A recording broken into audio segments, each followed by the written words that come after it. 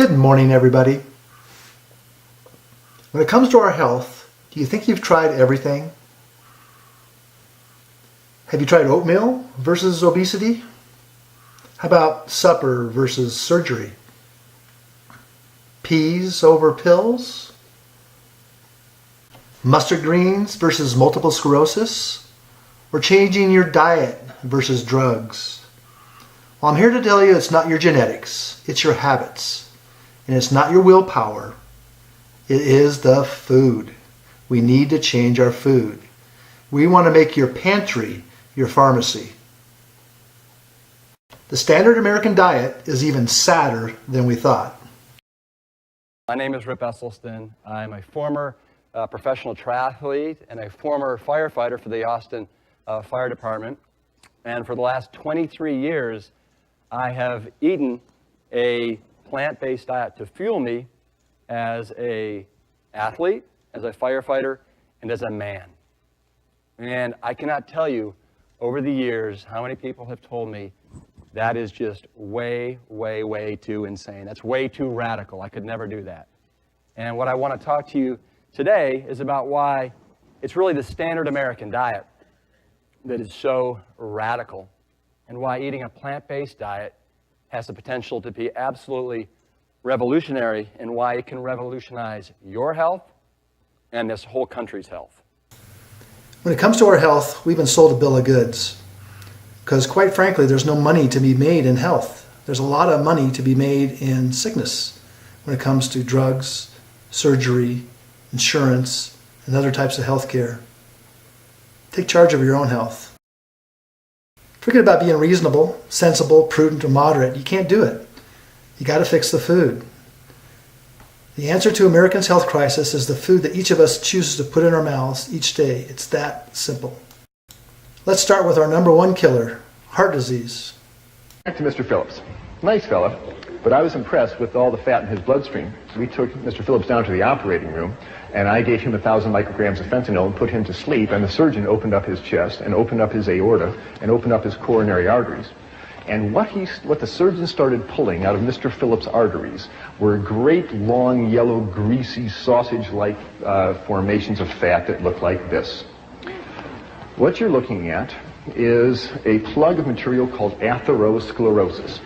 And this is the plug of fat that built up in a man's arteries. And when a clot formed here, it stopped the blood flow completely through that artery. And because it happened in this man's right coronary artery, it stopped the blood flow to his heart and bought him a ticket to the autopsy table. This is the number one cause of death of people in North America. Every 30 seconds on this continent, Canada included, somebody grabs their chest and falls over with a heart attack. This is animal fat clogging up the arteries. When you send this material down to the pathologist and you ask him to analyze it, the report always comes back the same: saturated fat and cholesterol. It's animal fat. The pathology report never, ever, ever contains the words remnants of broccoli, rice, and tofu. It's animal fat. The good news is when you stop running animal fat through your bloodstream, this stuff melts away. This stuff will come off the artery walls, and arteries can open up. Our second biggest killer is cancer, and it's rising quickly. And so the question of whether we do or don't get cancer, it turns out, is primarily related to not the amount of seeds we may plant or the amount of genes we may have that can give rise to cancer. It more relates to how we fertilize that, how we promote those cancer cells to grow over time. That's where nutrition comes into play. Nutrition comes into play back here too, but it's particularly prominent during this phase. And animal protein, as we started doing the research, we could experimentally, we could turn on the growth of these cells. They go much more rapidly when they were fed animal protein.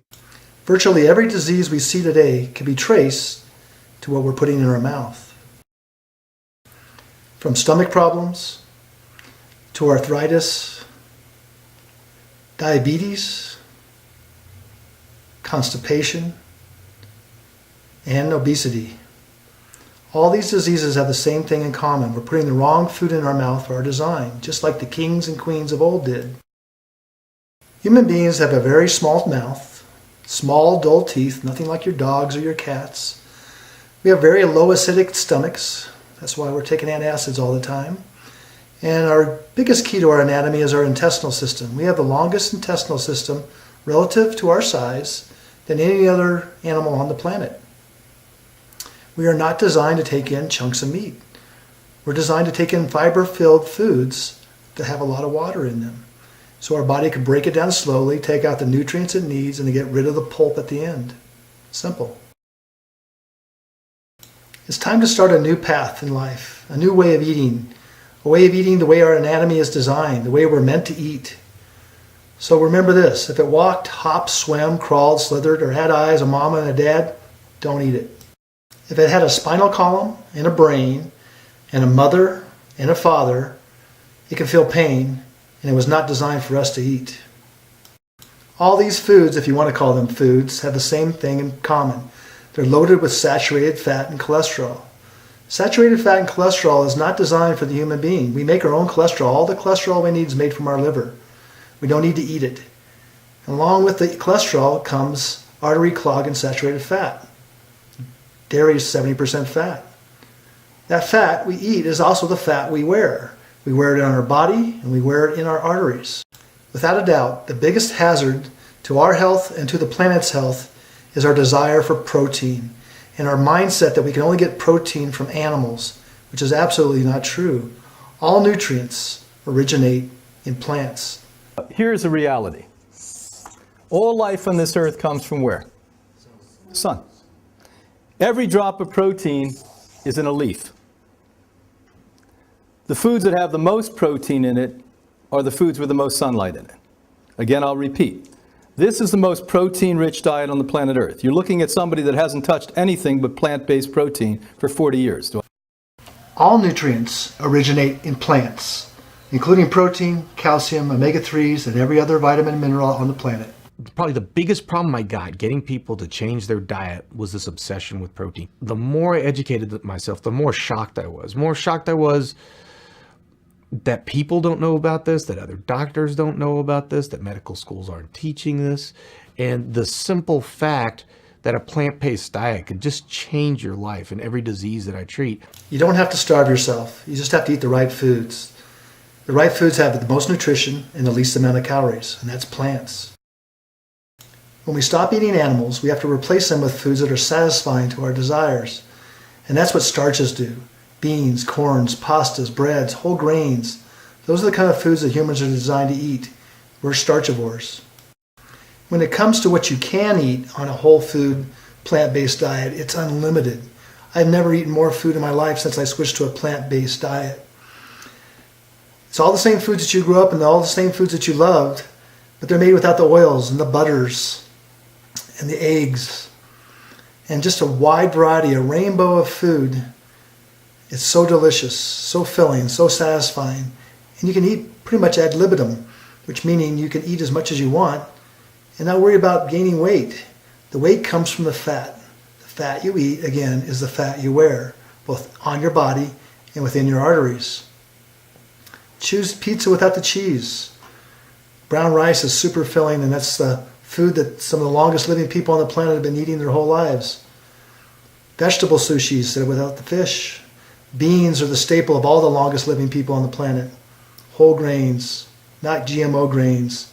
Burgers made out of grains. Non-processed, without chemicals. Then complement those satisfying starches with a wide variety of fruits and green and yellow leafy vegetables. These have the vitamins and the minerals, but they can't fill you up. They don't have the staying power as the starches do. A little nuts and seeds is okay, but not too many. They're highly nutritious, but also high in fat. Avocados are the same, very nutritious, very diverse food that you can use in lots of different ways, but they also carry a lot of fat.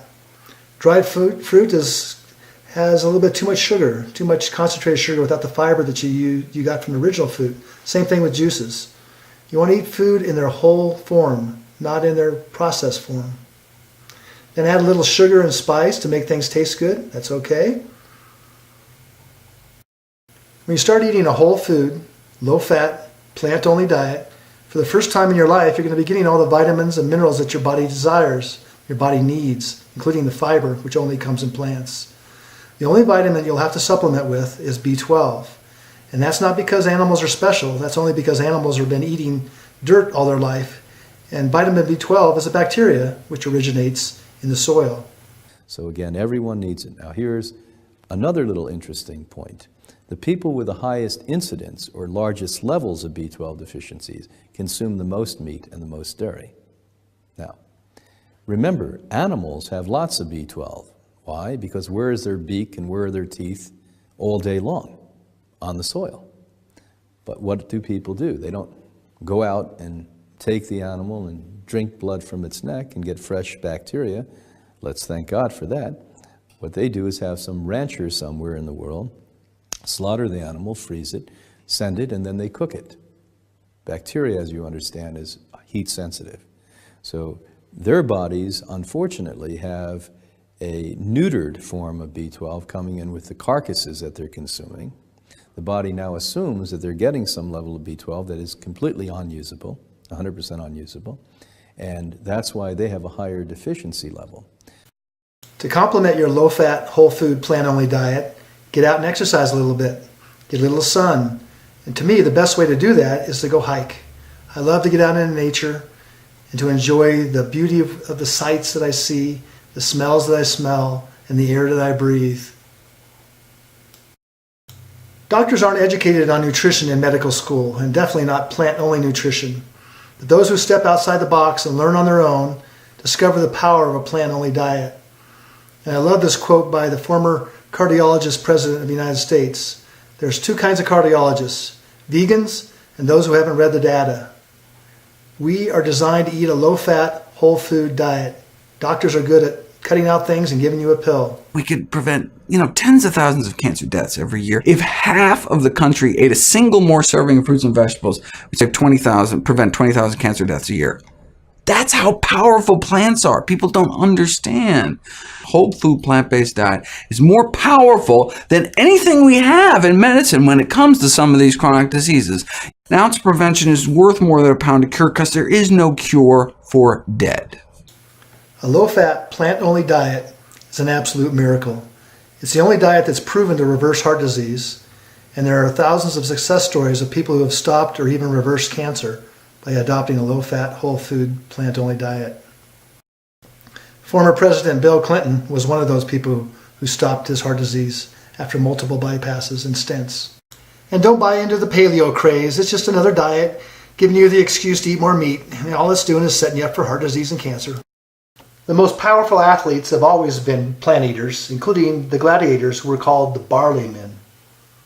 Even though we want you to focus on real food, in today's world, the transitional foods from animals to plants is making it so easy.